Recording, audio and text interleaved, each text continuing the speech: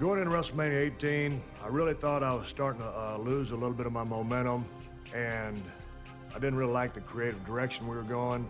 NWO had come in, and all of a sudden heading into Mania, and it's Rock versus Hogan.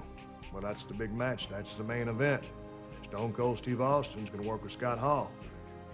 And so, I mean, all due respect and props to him, but, you know, Hogan was the guy that I needed to work with, not Scott Hall.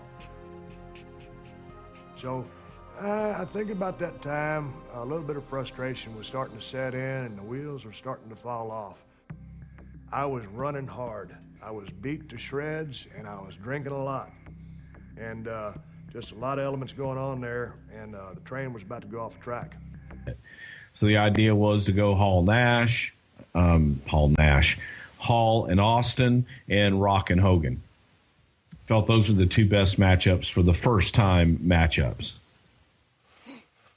That seems really crazy to me that you guys wouldn't try to book Hogan Austin. I mean, it never happened, but it seems like it would have been awesome. And, you know, obviously I'm not disappointed with what we got, so calm the fuck down. I'm just saying. Rock and Hulk was just as attractive.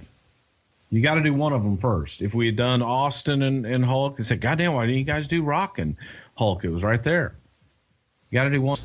You know, the original plan was we were going to beat Austin, and then Hogan would lose to Rock, but we would come down and beat Rock, you know, beat him up afterwards, get some heat on him. Right. And that'd be the last thing. I was wondering if Scott could talk us through the NWO's WWE run and why it all fell apart so quickly. The reason, in my opinion, that it fell apart so quickly was because Vince didn't keep his word.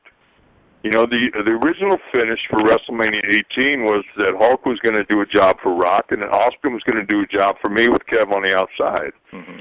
The night before the show in Toronto, Vince summoned me, Hulk, and Kev to his suite in the hotel and wanted to discuss the finish, which I thought was kind of weird because we had talked about it nearly 5 months earlier. You talked about headlining WrestleMania after WrestleMania after WrestleMania.